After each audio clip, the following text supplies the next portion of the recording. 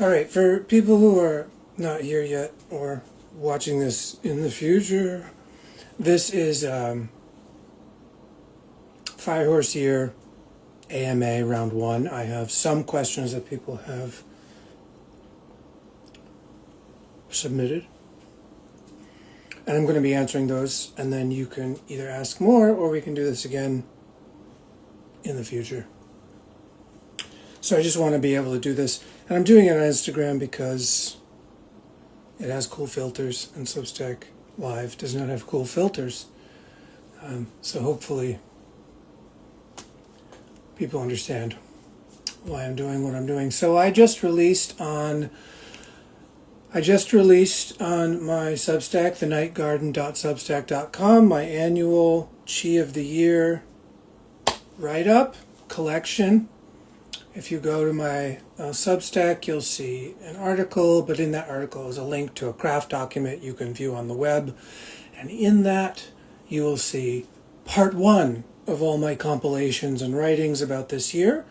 This year was very hard to write. The last 2 years were quite easier to write. And so I'm trying something a bit different where maybe every few months, like equinoxes and solstices, we do like a little update.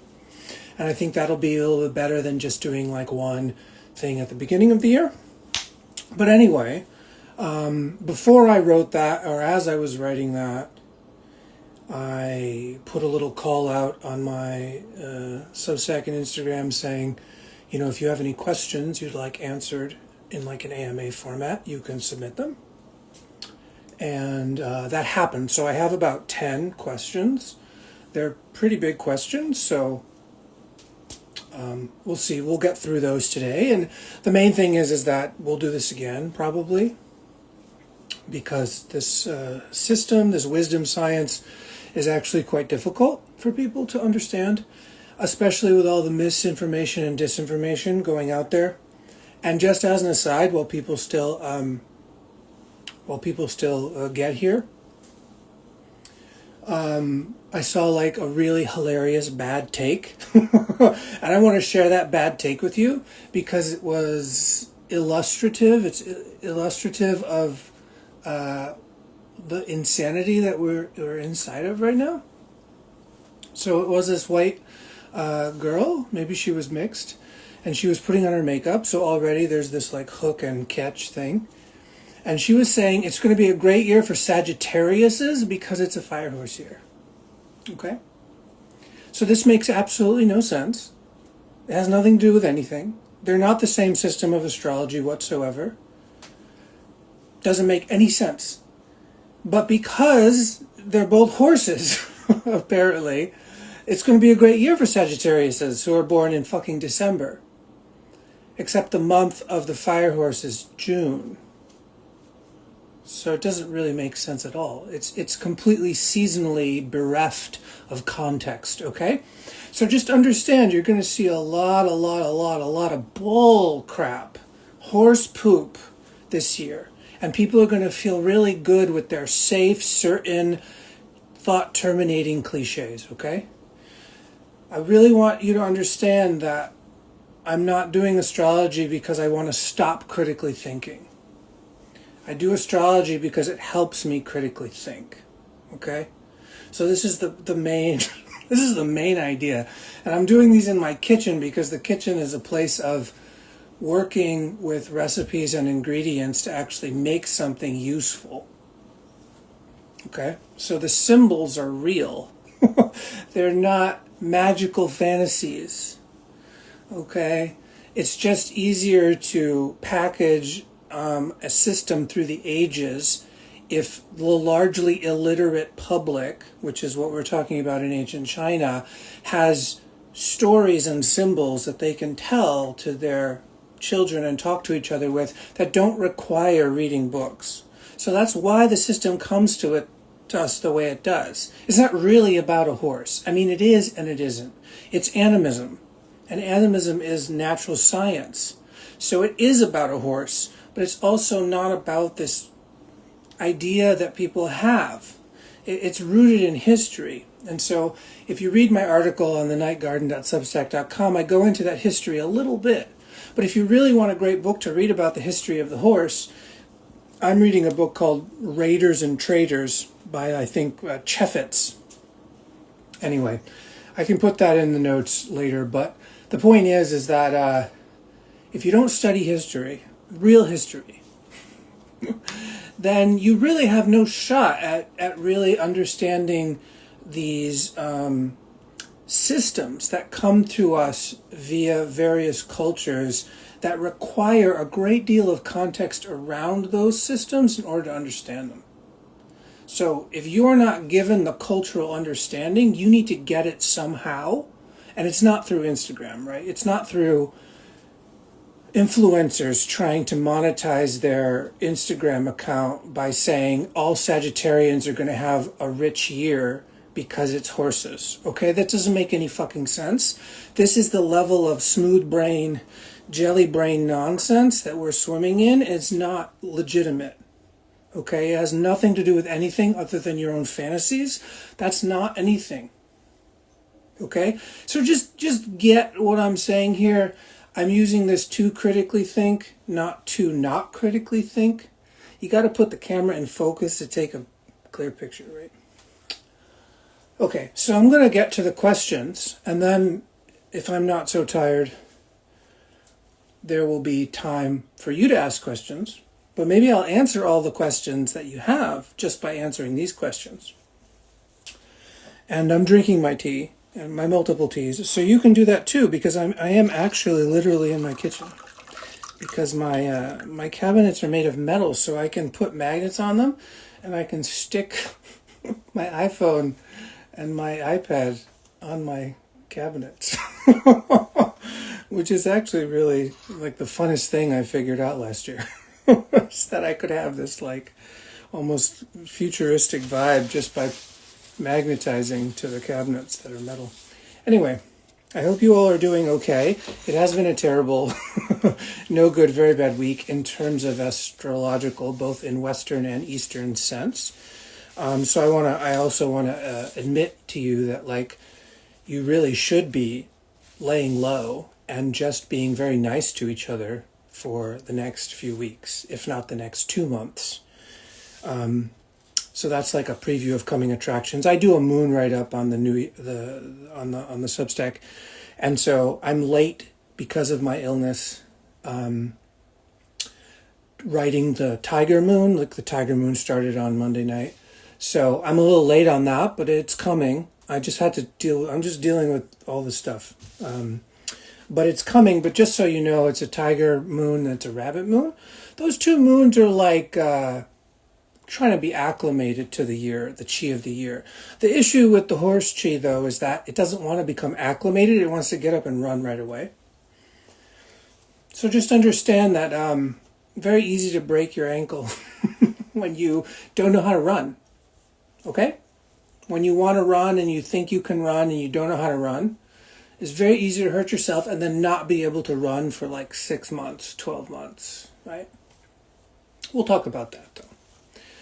We'll talk about that. Tell your friends we're having a AMA. Anyway, so here's some questions. I'm going to get right into it. First question is, I'm going to try to make it so I don't go off screen. First question is, what hygiene practices are recommended to balance the super high yang qi of the year? Well, it is super high yang qi of the year. It's a yang fire horse, which is like fire within fire. It's the most fiery of all the combinations that you can have. And that means something. And it's in a 9-year, 20-year fire cycle that's happening in a different Eastern system. So it is fiery, fire times. So the main thing I want to get across is water and earth manages fire. Period. Fire governs 4 channels in the body. The 2 main ones, though, that most people know are the heart and the small intestine. So recognize that your heart and small intestine need a lot of support this year. Those are fire channels. Also triple burner and all that stuff, but we're just talking about these right now. So first let's talk about managing fire in terms of fire itself, and then we'll talk about water and earth. Fire, heart. So you really need to manage your emotions this year. You really need to understand the impulsivity of the year, but also just on a very material, biological level. If you have high blood pressure, high blood sugar, cardiac issues, high cholesterol, low cardiovascular stamina, etc., these are all things you need to look at. So maybe start a walking practice or a jogging practice or something where your cardio gets better this year, and eating less fat, and being able to have more heart rate variability. Okay, so it's not really just about heart rate up, high, low. It's about having a flexibility in your heart rate variability, which shows that your nervous system can respond to stress adequately. So if the stress rises and your heart rate goes up, that's not the end of the world. You don't get stuck in some kind of loop. You actually can calm down. Okay. So small intestine is where the first step after the stomach, spleen, which we'll talk about in a minute, is where the nutrients get sorted. Like, I need this and I don't need that. Okay? So the small intestine is going to need the support to be able to discern what is useful to it. Okay? So this is all kinds of information, but it is also generally talking about nutrition and what we put in our mouths and chew and swallow, right? Now, in terms of excess fire, excess yang, water, so what we say in the cycle, I'm not going to teach the whole thing, but water subdues fire and earth is nourished by fire, which is to say, in some way, earth drains fire. And these are two things that are very useful this year, because we're going to need our kidneys, which is water, and reproductive system, bladder, urinary tract, etc., which is also our immune system, to be able to have enough water to counteract the fire. Now, that doesn't just mean stay hydrated. It also means do those things that the kidney needs you to do. Okay, so let's talk about the kidneys for a second. Kidneys, listening, the ears, the fetus, they're all connected to water, which is connected to blood, the movement of fluids, right? So we say in the systems that a kidney has a spirit, and that spirit is the spirit of the will. Will, another name for will, is intent. So strengthening your will, or strengthening your intent, which is also about constancy and consistency and regularity, is actually really important this year. So one way to mash all these things up together is to recognize that water hours start at 9 p.m. So there's 4 water hours. They go 9 to 11, that's the piggy, and 11 to 1, that's the rat. So it goes yin water, yang water. These are water hours. If you're in bed really early and you get to sleep during these hours, it's like you're getting extra water. And that water is going to be helpful to manage the fire. So that's one way to think about it. Another way to think about it is have a system, have a structure, have bedtime and wake up rituals that are actually useful, that you do every day, that are actually enjoyable, that you want to do, that actually help you, so that your intention doesn't get scattered. This year is very easy to become super distracted, ADHD, OCD vibes. The horse has some tendencies towards very debilitating mental illness kind of issues. So water and earth manage fire. Let's talk about earth. Earth is generally, we think of the spleen and the appetite and the ability to be nourished. Okay? So the capacity to know what your appetite truly is, and then stop when you're sufficiently fed. Okay? So appetite is not just eating, it's also stopping eating. It's knowing I needed 3 bites of that and that's it. Okay? It's knowing, oh yeah, I don't need to finish this, or I need more of this, or needs a little bit more salt. All of that is part of the spleen energy. So, other earth things that you're going to have to think about is all the things you would think about, like grounding, centering, taking walks, touching grass, actually making things with your hands, so analog over digital. Digital is actually a fire element. So we're on screens right now. We're actually getting a lot of pathological fire with screens. So analog is better this year. Analog is going to help us turn fire, passion, and energy and desire and imagination into real things for other people in our community, which is actually what Earth is. Earth is like the adult, and fire is like a teenager. And we need adult energy to be able to distribute resources, okay? And water is like elderly energy. It's like elders and crones and stuff like that. So we want to understand that that's happening today. So we could think of it like excessive teenage energy this year, excessive athletic teenage energy. What do we need? We need adults around those teenagers, and we also need elderly people around those teenagers. And then that circle helps the teenagers modulate their energy to be productive for their community, even though they want to run around all day only. They might recognize, oh, now is the time to be chill, because I get to run around when I'm practicing soccer, and I'm not, and this is not the time for that, right? So, water and earth manage fire. That's what you need to remember. So baths, being around lakes is going to be great this year if you're privileged enough to be able to do that. Rivers, maybe rivers too, rivers and lakes. It's good this year in terms of feng shui. Yeah, I think that answers enough of the question that we can move on. But this is a very big, important, thing this year, is just to realize that water and fire manage earth. Water and earth manage fire, and fire does actually need to be managed this year. Not destroyed, because that would suck, but fire is sacred, but it can also be extremely destructive when it's not being approached with wisdom and care. Okay? Okay. Yeah, anyway. Okay, next question. What is dignity in the horse year?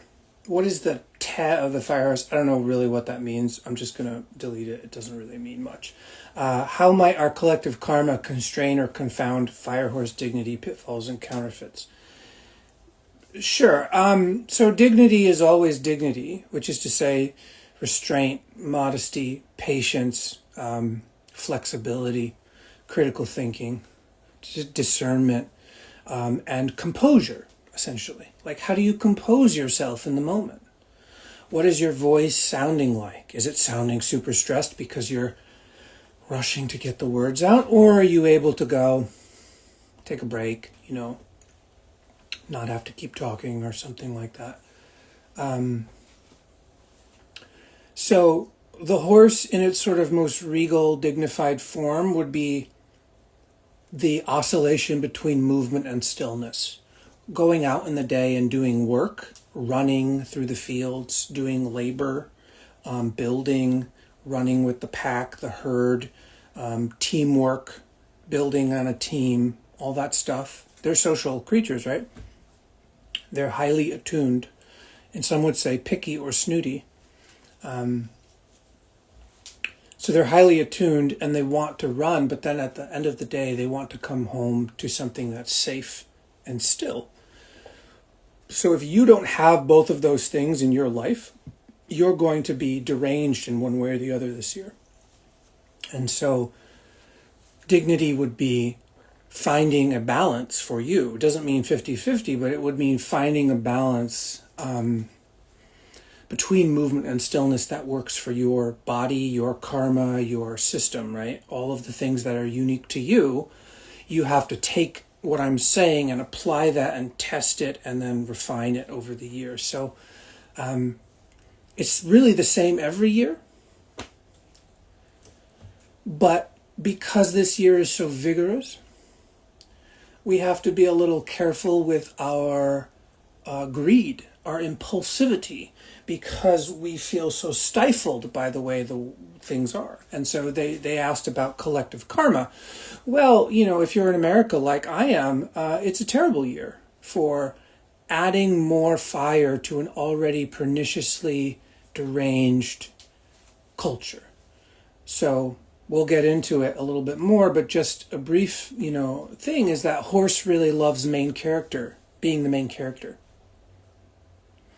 And they are also prone to distraction, ADHD and OCD, bipolar, manic depression, loneliness, suicidality, criminality, when they don't feel like they're getting their needs met. And it's just a perception thing. So horses can become very tantrumy when they are not in their perfect situation. And unfortunately, that's a really bad reflection for Americans. But generally, most of the world is now a global hegemonic, fucking private equity fund. So it's bad. It can be very bad. Climatologically, it does mean possibly a very hot and dry and windy summer, which would be increased wildfires and things like that. So, I don't want to make this like doomerism. I'm not like a doomerist, but the reality is that there is a trajectory collectively, and it's a social contagion. And so it's a little bit like, don't be outside of Walmart 10 minutes before Black Friday sales because you'll get fucking trampled. Right? You get it, right? That's the vibe. So recognize that whenever there's large groups of people with a lot of hot energy and their hearts are racing, they're not thinking very clearly about fragile, tender, vulnerable people. Right? We're always one or two steps away from mob rule. Just understand that. Like as a human society, as a species, we're always just one or two tipping points away from mob justice, whatever that means. It's really not justice, it's just animals being animals. But we are not as clever as we think we are. Okay? We're usually just kind of greedy and do the things that we want without thinking about the consequences. So let's keep going, and we'll flesh this out more and more. I'm really not trying to be pessimistic because it's not about pessimism or optimism. It's not. It's just about looking at things plainly.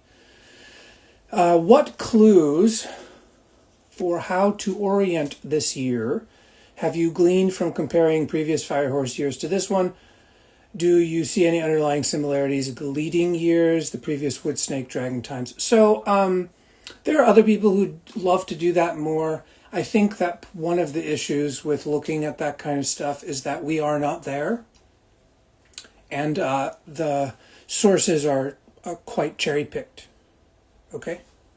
So the last Firehorse year was 1966. Okay? So that's where we're at in the cycle. Is a kind of a redo of 66, 67, 68, the mid-60s. I can say one thing, which is that Mao's fucking Cultural Revolution started in 1966, which is none of us want to live through that. None of us do. It was a very Firehorse, very young, deranged time, in which everyone who was young, deranged, believed that they were the heroes and they were doing the right thing.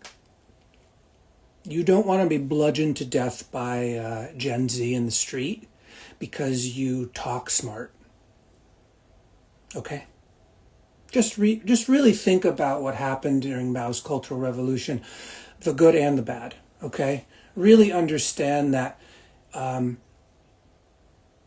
a mob of young people, angry, debilitated, poor young people with weapons, and mobilizing them to save your society leads to millions of deaths, millions of murders, millions of disappeared people, all in the name of righteous justice. This is very deranged horse. Right? So I'm not saying that'll happen again, but we can look at the situation we're in and go, oh, there's aspects of that trying to happen, for sure. There's plenty of people who would love to burn it all down. That's a very Firehorse thing to say. Yeah, but Firehorse doesn't want to burn it all down because they want a home to come back to, but they don't understand what that means. So the immaturity, the stubbornness, the impetuousness of a Firehorse that has no regulatory body around it, yeah, I don't want to be around that. But you can do the research on that. I'm just saying that is one obvious, thing. I think other things that were happening during that time were increased protests against the Vietnam War and MLK and the civil rights marches that were all happening in that time. So I think we are doing that. This is like a mirror of that with ICE and all of the things that are happening. But it's also, unfortunately, a mirror of very poor critical thinking. Okay? Very poor critical thinking. If you just look out your window or try to talk to anyone on the internet, you will see the lack of ability to have a critical thinking process, which includes feeling and perceiving. You can't have these kinds of conversations with people these days in short form media at all because it's a decontextualized mess. So you need to protect yourself and recognize that in-person, analog, long-form, nuanced conversations is the only way to make sure that scapegoating doesn't happen. Okay? Moving on. Okay, this person says, I remember last horse and goat moons. That was in summer of 2025. It was recommended to eat a meal and take a nap or siesta at the time of the horse hour, taming and tempering the intensity of yang with the nourishment of food and sleep. As yang begins its decline, thinking of the intensity of this year, siestas are always going to be helpful.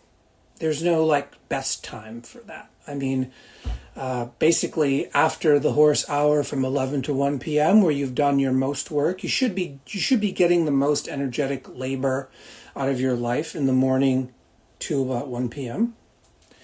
After that, it's really great to chill out, take a nap, in whatever way works for you. I am recommending to go to sleep by 9 p.m., so you have to keep that in mind. Taking a nap and then going to sleep at 1 a.m. is not actually going to help you. Okay? So I say it again. If you take a nap, that's great. But if you stay up till 1, 2 a.m. because you took a nap, you're cutting your own throat, okay? Because the water hours are not some other hour. It's 9 p.m. That's when the 4 hours of water starts. So you got to be with society. You got to be with the system as it moves, right?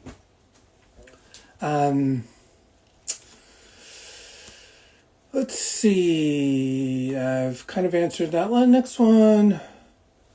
They ask, what would a small meal plus siesta look like stretched out across a whole year?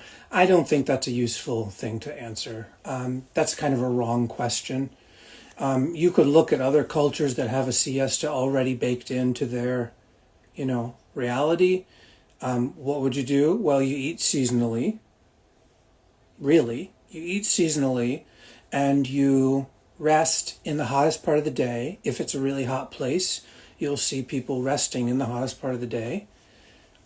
And they might work at night. And in that climate, it would be beneficial to do more labor at night, but that's in that climate, right? So eating seasonally and operating according to the actual fucking ecosystem you're actually in is the baseline of all this stuff. If you try to add astrogeomantic higher concepts and you don't have an actual baseline, it's meaningless. It's meaningless. If someone from Anchorage, Alaska is asking me something versus someone from South Africa or Australia, I have to ask a bunch of other questions. What's the climate you're in? How close are you to the equator? Is it summer or winter where you are right now? These are all actual things you'd have to know. Do you live on top of a mountain or do you live in the bottom of a valley? These are different realities, right? And so if you're not asking these questions, then, you cannot even begin to answer what should I eat and when should I take a nap. Okay, so it's really important to understand context. That's animism. Okay. So, moving on. What are your thoughts on stillness and rest in the fire horse year? Well, I said this, but I'll say it again. You have to have a balance between movement and stillness, and that balance might not be 50-50, but it has to exist. If you don't have stillness and rest, you're going to have burnout, adrenal fatigue, mania, panic attacks, heart attacks. Okay? It's simple. Imagine you were on methamphetamines and you couldn't come down. What would happen? That's a bit like what this year might be for some people, is this constant dopaminergic uppers, and then you pop. You break. And when you break, you cannot be of use to your community. Then you become someone your community either must take care of or they will discard because there's too much to handle. So the reality is you have to make sure you don't go over your own threshold, because there's no guarantee that the people around you will be able to help you. Okay? Right? Thoughts on moving with the productive energy of the fire horse year that undermines self-improvement ideology? Well, the best thing is find a project that is being worked on by a team, a community, a group, and join that group or help that group and build that project with them. Horses are social creatures. They do want main energy. They do want this kind of glory. They really like this idea that they did a very interesting, hard job.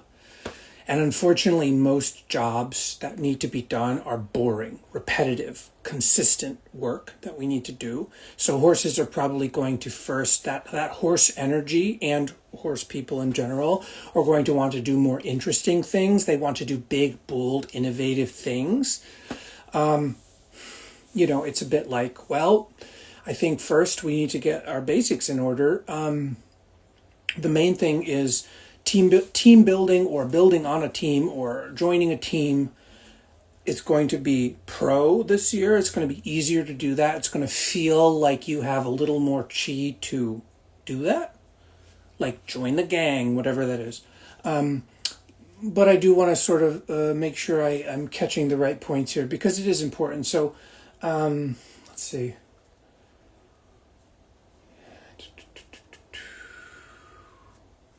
Is to sort of, I think if to use horse metaphors, don't put the cart before the horse. Don't think of the goal of glory before you've done the boring, everyday labor that takes a long time. And of course, horse people don't want to hear anything I'm saying, so it doesn't matter. But you have to sort of recognize this need for glory and big changes to happen quickly, because you want to erect the monument of the new, and that's not really sustainable over a diverse species. So just understand that there is this desire for main character energy doing innovative, novel, interesting, challenging work, like running into the war horse running into battle, like this feeling of like, and so that is really going to exacerbate the sort of main character self-improvement ideology that everyone has in this culture, of constantly thinking in terms of comparative value, which is a colonial value system, which is essentially, to boil it down, some people are worth more than other people. That's the basic gist of the entire colonial value system, right? Is that some things, some beings, some people, some land is worth more inherently than other people. And when we think that way and then move downstream, we get a lot of really deranged behaviors. And every single one of us is part of that, right? Because we're all trained to think that way just every single moment of our lives in order to survive, right? And so it's hard when we've had such tough revelatory years coming out of Dragon and Snake, revelatory years. The darkness, the chthonic nature of our human condition has become obvious to more and more people who were oblivious. People like me who are not white and lived in poverty in the 80s were not oblivious. Many people were not oblivious. But now there's more and more people who once had privilege to be oblivious and ignorant, now being like, oh, there's really these things happening. It's like, yes, bro and sis, there's really these things happening. And in that, we have a lot of young baby people, young baby activist people who really think they're not immature. They really think they're mature, trying to fix things quickly because they don't want to deal with decades, maybe lifetimes of discomfort. And what I'm saying is, like, real life doesn't work like that. You gotta be in it for 7 generations, right? You gotta work in 7 generations, both directions. You gotta look back and look forward and look inside and everywhere. And you really have to see yourself as embedded in a long body through time, through the cycles of time. And from that, then make behavioral choices. Right? But you're connected to a larger body. And this is not like magical thinking, right? This is actually embodied thinking, right? And a lot of people are just waking up to this and they have very bad ideas about everything I'm saying. They don't understand what embodied thinking is, but they think they do. So this year, you won't be able to argue or explain out of that system for people. When people are running, it's like, imagine if you've ever worked with really high energy young children. I'm talking about boys, really, but high energy young children, maybe they have ADHD spectrum, maybe they're on some other spectrum, it doesn't really matter. They're very hard to talk down from the cliffs that they put themselves on because they don't know how to regulate their breathing or their heart rate or anything. They don't know how to regulate their nervous system. And so they become harmful a lot of times, but 5 seconds ago they were having fun. So in that state of mind, you cannot explain to the person what they need to do to become calm. What you need to be able to do is model calmness so that their nervous system entrains to yours.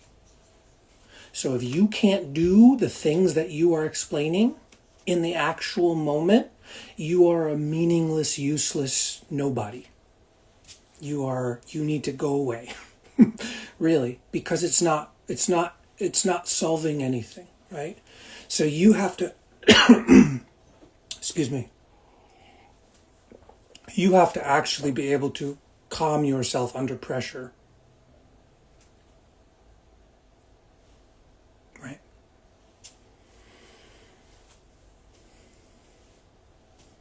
And so conceptualization and ideation only really works when you have a kind of embodied thinking, right? Right. So just understand that the horse here is extremely vigorous and virile and lusty and passionate and wants to run and build and run with other horses and do the thing, your hair flying in the wind in Cancun and everything's just so groovy. It's like, but that's not thinking about all the things that support that kind of behavior, right? Because you can't just do that forever. There has to be a time where you get tired and eat food and rest and be safe. And if you're just thinking about the glory, you will not, it's like separate from reality. and we have a lot of people living that way. I can just scroll and find people in Bali doing Bali things that are not from Bali, right? I can find that very easily. I can find all those colonizer people going, well, this is me living my best life. It's like, no, it's not. You're just associated. You're just associated, but you have six-pack abs and you go to yoga every day, so everyone thinks that you're living the best life, but your sanity is not housed in your heart. Your heart is actually just a vessel for deranged desires to keep running forever. And so this is deeper stuff than I can really get into in the Instagram, but it's really true that like the heart needs to know how to be sufficient. So if your heart isn't able to feel sufficient, you will do things to try to feel satisfied constantly, forever. Right? So, moving on. I'm about halfway through the questions, just so you understand how long this might be. And it will be, if the recording saves itself, it will be posted other places. So, yeah, 4 more questions. So, general thoughts on relating to capitalism, colonialism, yang derangement during the horse year. Yeah, notice it. Notice how it has permeated your narrative about reality, both in the I like it and I don't like it categories. So someone asked, where am I getting these questions from? Some people from my Substack already submitted questions when I asked for questions last week.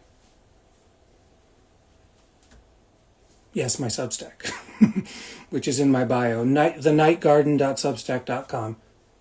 This is where you can find all my stuff. I'll say it again at the end, but this isn't coming out of nowhere. I wrote an entire article. This isn't just magically appearing, right? I didn't just start studying Chinese metaphysics last Tuesday like a lot of your favorite creators might be doing on the internet, okay? Just so you know. I'm also not a Chinese medicine doctor, so there's that too, right? Anyway, so, general thoughts, yes, capitalism, colonialism, yang derangement. Well, the reality is that we're all in it, and we all have to deal with it. And so, going back to the first thing I said in this live, which is water and earth manage fire. Water and earth manage fire. Water is elderly people, it's Crohn's, it's death, it's dissolution, it's darkness, it's fluidity, it's creativity, it's blood. And earth is earth, solidity, density, space, slowness, making things, physical objects, analog, right? It's nourishment, it's appetite, it's actually being able to discern what is your appetite and what do you need to be nourished by. And this reciprocity between what nourishes you and what you're nourished by is big deal. I think for many of us, we don't actually know the correct answers to those questions because of platforms, algorithms, social competition. We actually don't know what nourishes us anymore, personally.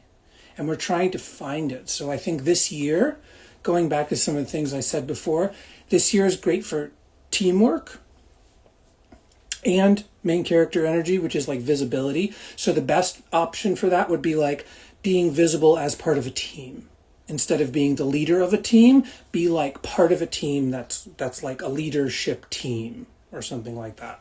That would be like an idea. But the other thing to recognize is traveling, movement, learning new things, joining a class, joining a school. Those are all promoted this year too, because in some way you get the same feeling. Oh, we're all in this class together learning about pottery or whatever. You know what I mean? Like it's just like that. And then bonus points if you're doing something in that class that is related to water and earth, which is like fluidity, flexibility, creativity, in the water side, and on the earth side, it's like, what are we making and for whom, and what's the context and what's the material conditions, and like, how does this live outside of my idea zone? How do I make a thing and now it's out in the world and it's not controlled by me anymore? So those are water and earth ideas, right? Okay, getting down to the bottom questions. Any recommendations for people who are born in a horse year? Yeah, sure. So here's my answer to this. For those people who are born in a horse year, I would just say go for it. Like Nike, just do it. And the reason I say that is because you're not going to fucking listen to anyone's advice anyway. So I'd be wasting my breath. So generally, for all the other people who haven't left the room or tuned out right now, is that generally the year you're born in is not like the best year ever for you. It's not necessarily a bad year, but it's not like the most lucky ever. And that's generally partly due to the fact that you have to stare at yourself, both energetically, reflectively, but you also like see your energy patterns in the world. And that can be extremely disturbing, right? Like all your best and worst patterns highlighted by other people can be very destabilizing. So in some sense, a horse has to realize that just because certain things are promoted or certain things are hindered in a certain year based on the chi, is that you need to have a certain level of discipline so that you know how to add and subtract elemental ratios in your life so that you can manage your personal chi, karma, fate issues, right? It's not this unilateral bullshit that everyone's promoting on the internet. Because to look at a real chart, for example, there's 4 pillars, and those 4 pillars are usually different animal combinations and different elemental combinations. And not only that, there's multiple systems. So I use Polestar system, which is Purple Star, Tiwei Doshu, but I also am learning slowly Batsa, and Batsa is far more popular as a system because it's used by all the get-rich-quick schemers. So not only does it come down to details plus system, it comes down to view. Okay? And view is really hard to encapsulate. And every time I write anything, I have to write from view, which is right story. And if you don't have a view, then you will default to the view of your society. And the view of our society is constantly striving for self-improvement. Okay? So if you don't have a view that's different than that, that's the view you have. And if you don't practice a different view and notice when you're slipping into the culture's view, you also don't have a view because you're just kind of easily swayed.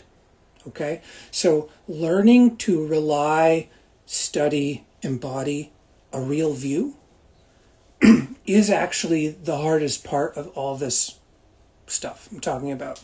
Because it's really not about like, oh, give me a divination about such and such a thing. It's about what is the view that your question is coming from. What is the view that your fear and desire are coming from? If you can't even answer those questions, that's actually the real issue.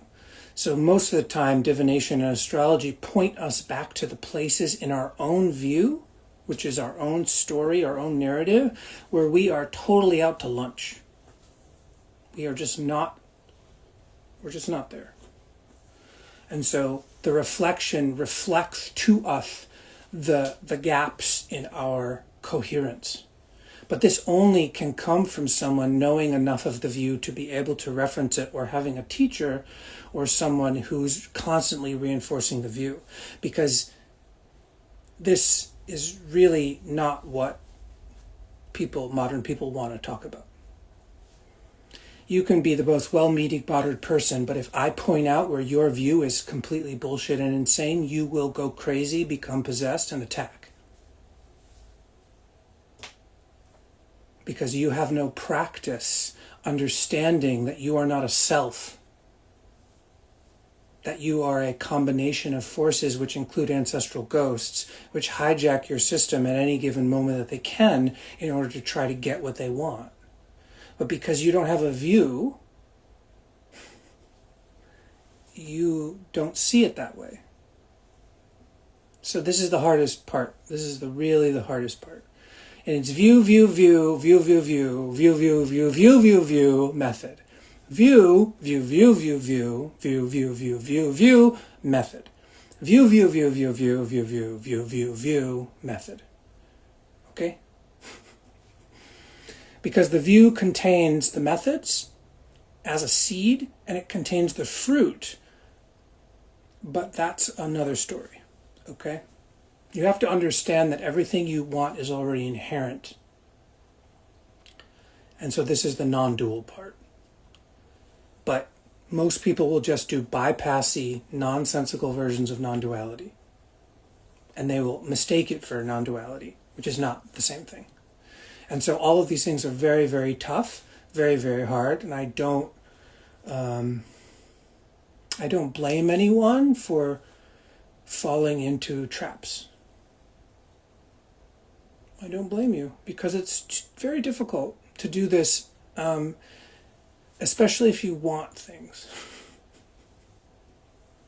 It's very difficult to do any of this if you really want stuff to be true. Like, I want to do this, but also not be lonely. I want to do this, but I also want to be understood by others. Yeah, well, good luck. So horse year, you can find a lot of information on that from a lot of people, but I would just say, if you're a horse person and you actually want to listen to wisdom, be cautious. Maybe be around horses this year. Maybe volunteer at a place that rehabilitates or horses or some trains horses.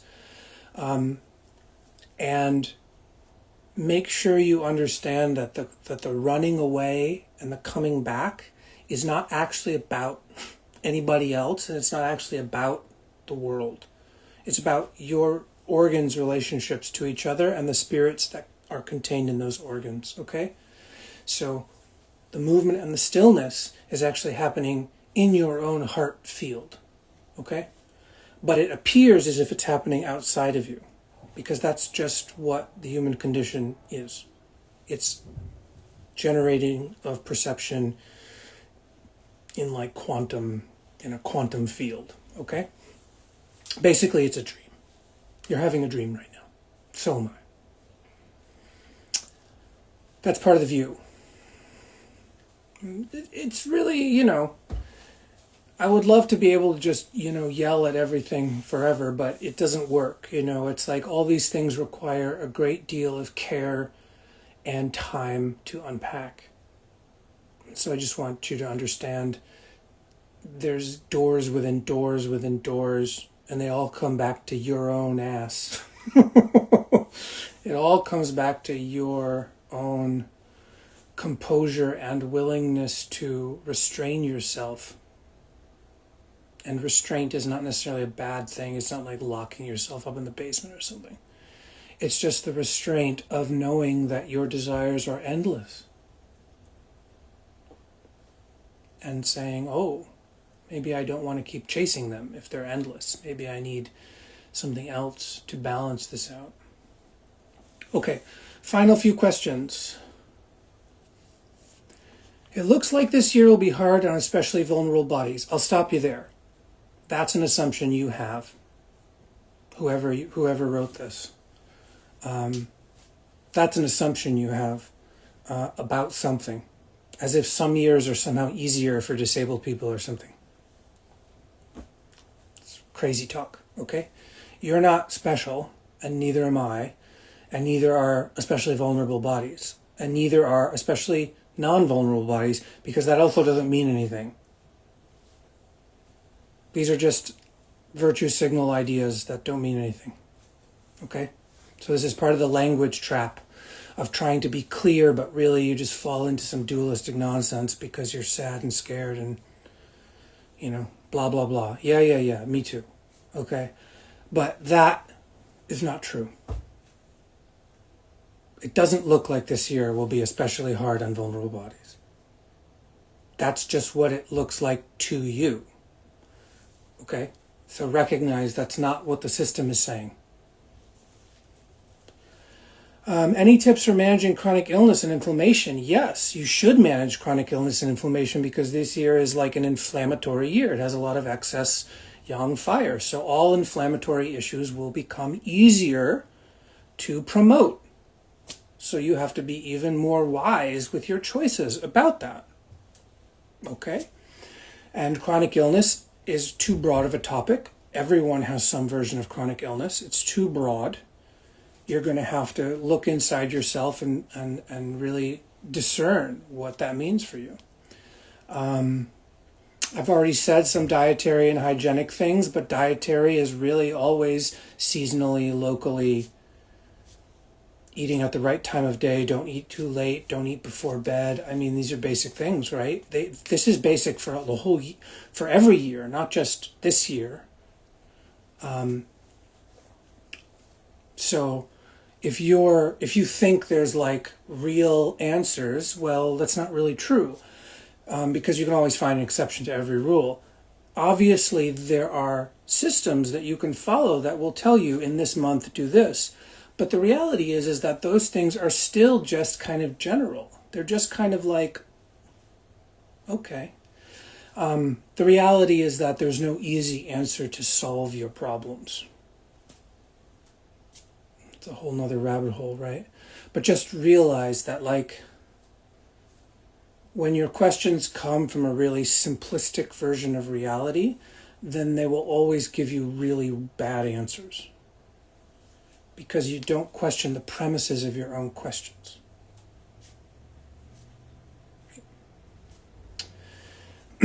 I think this is the final question, and then we can kind of open it up to whoever is here if answer some questions, or we can close it off and do another one in a few months or whatever. This last question says, I'm wondering if there is any insight into the upcoming or perhaps current or perhaps first of many collapses, quote unquote, that so many people are talking about and predicting. If so, where is one to focus? What is one to do with the overwhelming fear that comes up like a tidal wave? Well, I'm so glad you asked. Well, one is that it's always collapsing for someone somewhere. So keep it in perspective. This idea that giant societal collapse is some rare event is also part of the story. Okay, and I know that it's scary because it's scary to think about being homeless and dying on the street and being killed by, Mao's Red Guard or ICE agents or your local social justice warrior who can't discern anything in the heat of the moment, or cops, or, because all people are prone to rampant stupidity in the right situation. And you cannot solve what your neighbor is addicted to. Just like your neighbor cannot solve what you're addicted to. So the reality is that you have to really understand that when social media influencers come online to talk about collapse, they're doing it for your attention. Because they know that that's going to get your attention, because our brains are wired to perceive threat as the primary use of the brain. And when people use adjacent emotions to survival, we are hooked. So rage, fear, lust, passion, envy, jealousy, hatred, right? Power, pleasure. Those things are very close to survival brain like feelings, and we get hooked. Our attention is captured. And so when people come online saying, I just want to inform you, or what's one that everyone says, people are just not talking about this enough. All of those hooks are designed to get you to go, am I not paying attention to something that could kill me? And then you pay attention. So it's a con game. You're being conned by the carny And the carny is your neighbor, and the carny is your bestie. And the carny is you, because you also want attention, because attention equals power in the social media world. So you start to talk like a fucking imbecile. And you can hear it. There's something called the social media voice.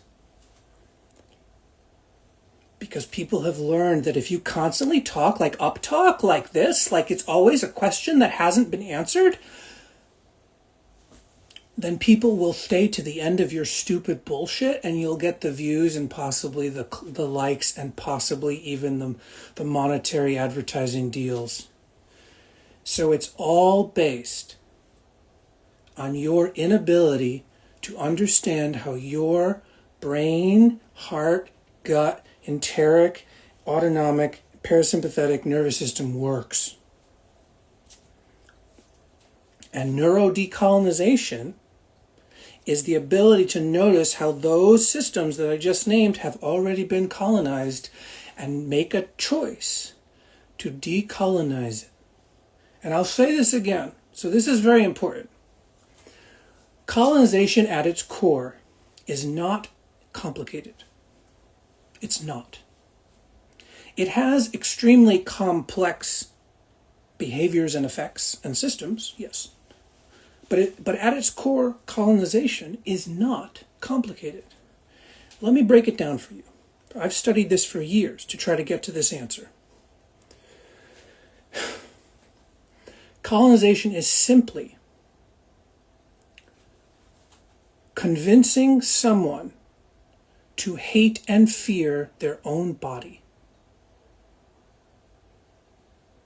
Because if you can get someone to believe that their own body is something to be hated and feared, then they will do the work for you to continue that self-oppression, to spread that oppression in their family groups or in their friend groups, unknowingly, and they will exploit and work on the land for you because bodies and land are the same thing.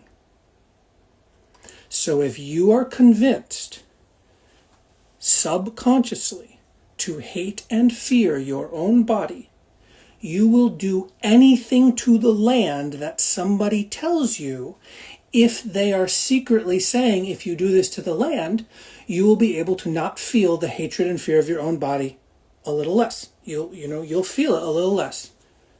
It will give you temporary relief from this constant hatred and pain and fear that you're walking around in. So this is how colonization works. This is how land ownership works. And this happened before Christopher Columbus, just so you know. This is happening before 1492. This is an indoctrination method. That's what colonization is. So neurocolonization is when you have been colonized, and colonization is when the land and the material conditions have been colonized, and they require each other to function. The only reason colonization functions is because enough people, both masters and slaves, are neurocolonized. Okay? It's very simple. And yet, because it's wired so closely to our primate mammalian survival threat response, it doesn't feel like we're the problem. Because all we're doing in every moment is saying, I gotta defend myself, come on. But if you don't examine what that need for defense is coming from, you will not get out of the issue. Because the need for defense is coming from inside the house, which is to say, I hate and fear my own body. Thus, I hate and fear the land. Thus, I hate and fear other bodies. Which is the entirety of white supremacy, too. I hate and fear my body.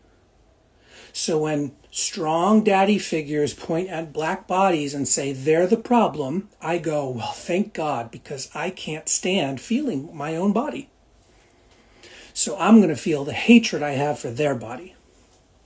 It's the same thing. I'm talking about the same thing for the last 5 minutes. Okay? So if you don't understand this and you're working with clients, well, then you're just going to perpetuate stuff. Because the core of everyone's problem is usually not the thing they come in to talk about. Because in a non-colonized or decolonized situation in which we lived in small hunter-gathering type groups of 200 people or less, and we were able to self-govern appropriately with the land and indigenous people, a lot of our problems would not be there, even if we had debilitating chronic illness. Why? Because it'd be held in a completely different relational context. And we wouldn't hate and fear our own bodies as much as we do now. And people would be able to sit in ceremony together, even with the most hurtful, painful things, and it would somehow be okay. It would be, I can deal with this. But because we live in colonization, people think they can't do that, and they don't feel like they can do that. And so the loop-de-loop goes loop-de-loop forever. Okay? So the thing that I'm trying to teach, even though I'm like, decolonial Taoism, what is that? I fucking made it up. Why did I make it up? Because that's what I saw in the Tao Te Ching. When I read the Tao Te Ching, I'm reading someone who was already at that time, thousands of years ago, saying, I don't really want to be colonized anymore. It's in there. It's in there. So just recognize the level of critical perception, thinking, and feeling that one has to do in their own heart to be able to even feel confident about these things and not try to strive for power, right? It's very difficult. And it's difficult because each of us is gestating our own little alien baby that wants to burst out through our heart and kill everyone. Because it's so easy to justify doing anything to your body, other bodies, or the land when you don't feel safe. Which again, survival threat response. Okay? So if you can untangle all of that, then you can look at information and not feel weird when you're trying to learn.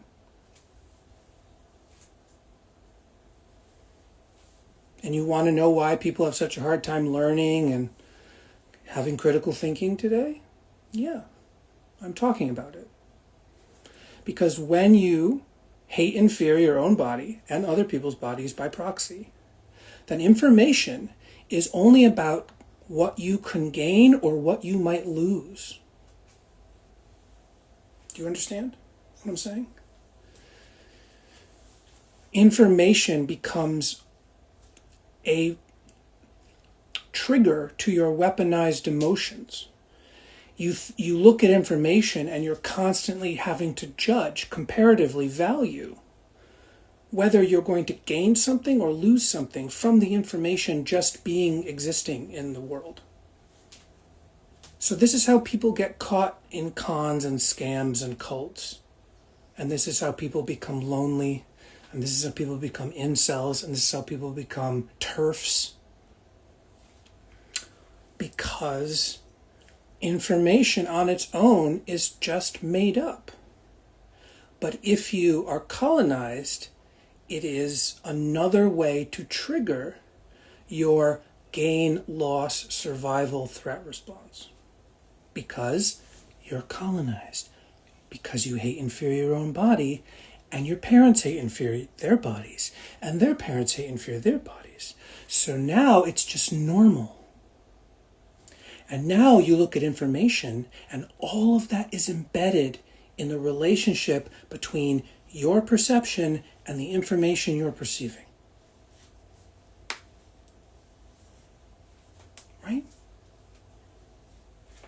So this is what I'm talking about. I am talking about astrology because it's just to consider our human condition more clearly and to consider where we've come from, the energy of the past years, and where we're going, the energy of future years. And this is months and days, and it's just time. It's just the movement of time. So if you don't really understand parts of what I just said, those are the gaps by which you are going to run away. Because you're afraid of the gaps. You don't look at the gaps and say, whoa, there's a gap. I need to go into it with discernment and curiosity and discover for myself what I have been tricked about. What am I being tricked about in this gap that I can't understand? And explore. But if you're not feeling safe enough to explore, you just go, this person's words are dangerous to me. And they're not for me. Therefore, I need to find somebody else who speaks my language. And you go find some influencer who makes you feel good. So the reality is that decolonization is not supposed to be comfortable. It's supposed to teach you how to be resilient during discomfort so that you can still maintain dignity and compassion and empathy and discernment and boundaries and modesty and restraint and creativity and joy and play during discomfort. Right? When you feel bad, you play the blues.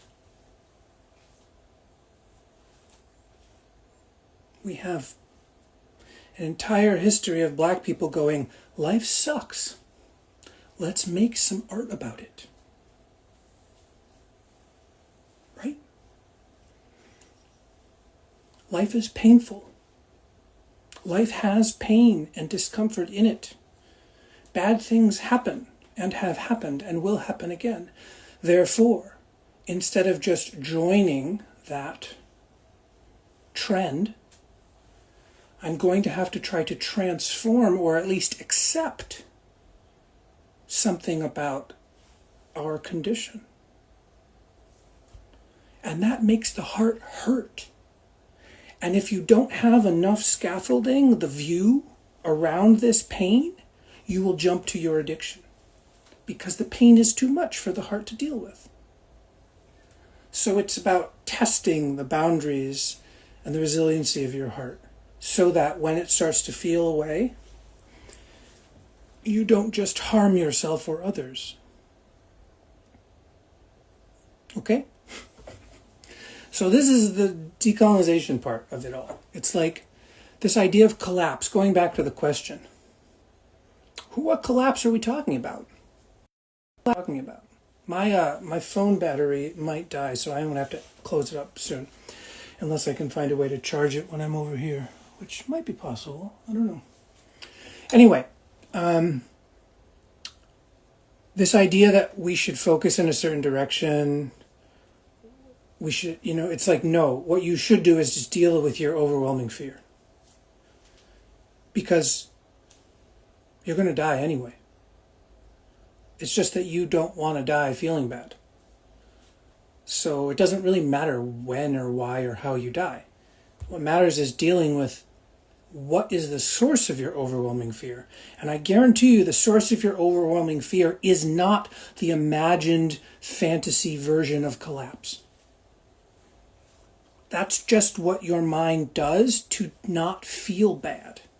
It goes, okay, it's over there, it looks like this, and it has these words tagged to it, and it's about like Terminator 2000, the AI is going to take over, and okay, there it is over there, it's a story now.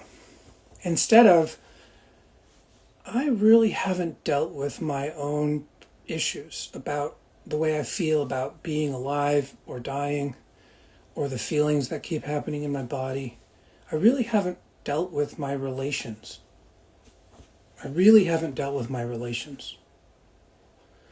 And there's always more you can go deeper. Always. Which is why it sucks, because you're like, well, I just want to be done with it.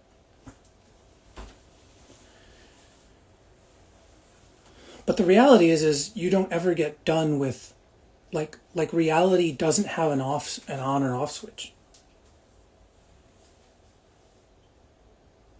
But you really want one. So you're like, oh, death is an on or whatever. You have your own ideas of on-off switches, but the reality is reality, the world, space, time, etc. It has no on or off switch. It has no beginning. It has no end. It never started, so it can't end. And the fact that in your little body you start to freak out when I say things like that, even I do. I'm like, oh, that sounds a little bit intense. That's the depth you can go deeper. You can go deeper into like, oh, it never ends and I don't like that. And where does that not liking live in my body? And how is that related to colonization? Oh, interesting. I have to learn to relate with the things I don't want to relate with. Oh, shit.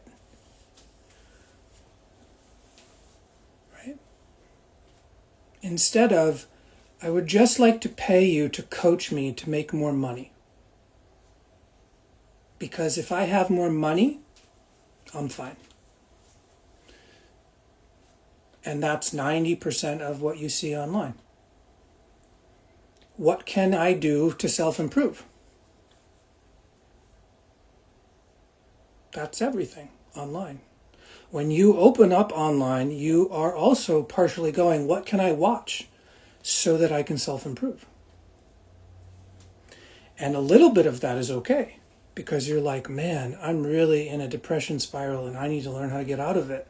What can I learn to get out of my depression spiral? But that is a very shallow kindergarten level of things. And I'm not disparaging kindergartners. I'm just saying we don't want children to stay in kindergarten forever.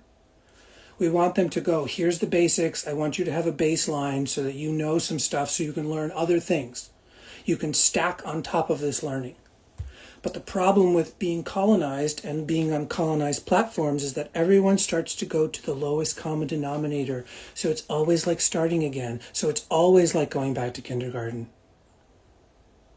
And then the people come and promise you, I can get you out of kindergarten. And you go, oh, here's money. So it's a loop-de-loop again. It's just you're being caught in the same loop. It just appears like it's a different loop. It's not. And so you might feel crazy after listening to me talk because I'm actively combating the story that you're going through the world with. I'm actively saying, what if your story is wrong or has holes in it? And you just don't want to admit that. So it's very difficult, right? It's very difficult to really stand with dignity. Use whatever term you want. But the point is that it can feel impossible to be dignified in an undignified society. But that's the same issue Lao Tzu had. That's the same issue Jesus Christ had. That's the same issue the Buddha had. That's the same, pick whoever. Hildegard von Bingen. I don't care. You know what I mean? Mary, pick anybody, real or imagined, in history, who you respect. It's the same issue. Right? We haven't really gone anywhere. It's just now we're in a year that's called the Fire Horse. And now we have this energy, whereas last year we had all this snake, chthonic, dark, hidden energy.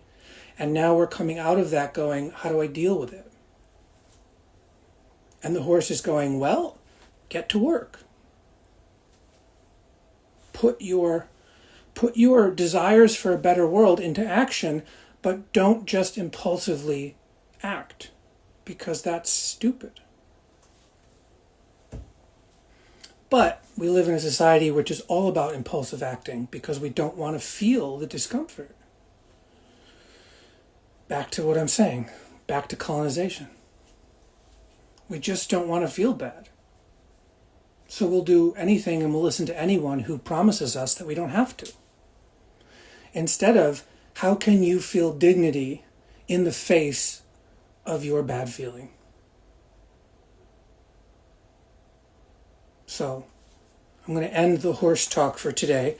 If you have any questions or want to do an AMA, please go to my website, which is a Substack right now, which is The Night Garden, no spaces, .substack.com. You'll see the write-up for the Fire Horse Year and a link that'll go to a craft page. You'll be able to see that as it gets updated, because I am going to update it more, but there's already a ton of information there. I'm going to put this in the document, so there'll be this there. And I'll probably do this again in the summer. I'll do spring equinox. I'll probably do summer solstice. I'll probably do, autumn equinox. I'll probably do winter solstice. And we'll sort of see how the horse mutates and changes throughout the year as well, because I also do a monthly moon write-up, which I'm late for this moon, but, bear with me. And if you have questions, you can just comment under the Substack post with the 2026 Yang Fire Horse Year, and feel free to get other opinions. Feel free to get other opinions that you might really like better than mine. I'm not really here to argue with you. It's like a bad year for arguing because of the amount of warfare. Warfare in any form and any scale is very available this year. I'm even thinking about deleting all the social media apps, because talking to anyone online is really fraught with danger this year.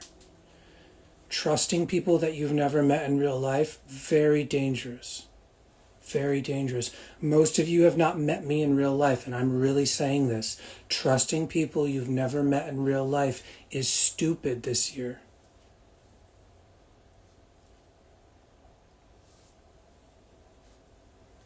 Okay?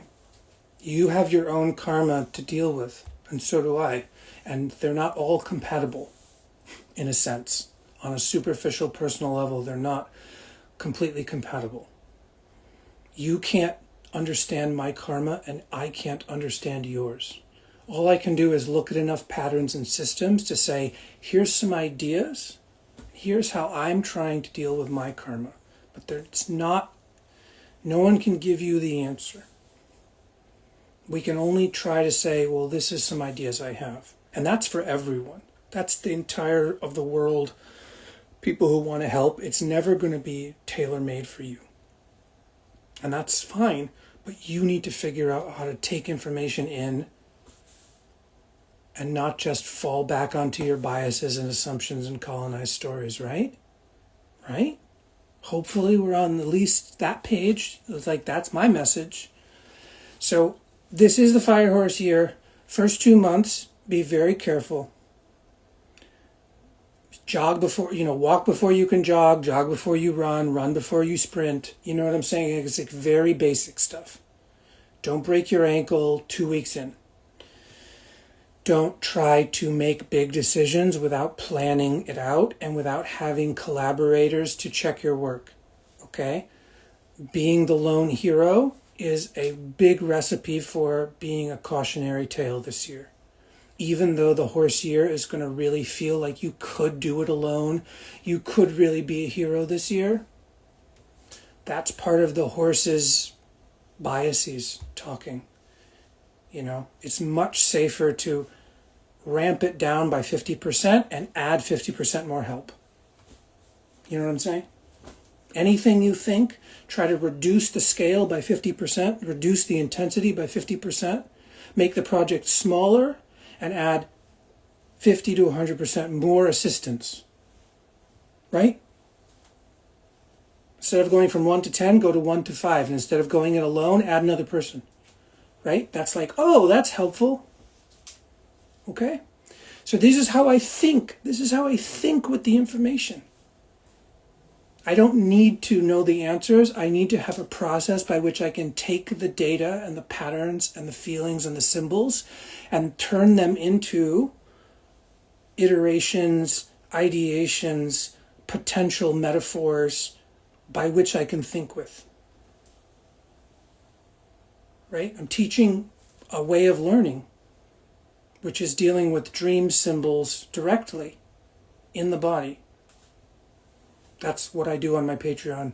That's a little more intensive to talk about, but I'm just trying to model a decolonial way of using Taoism that has nothing to do with colonization and appropriation or fetishization.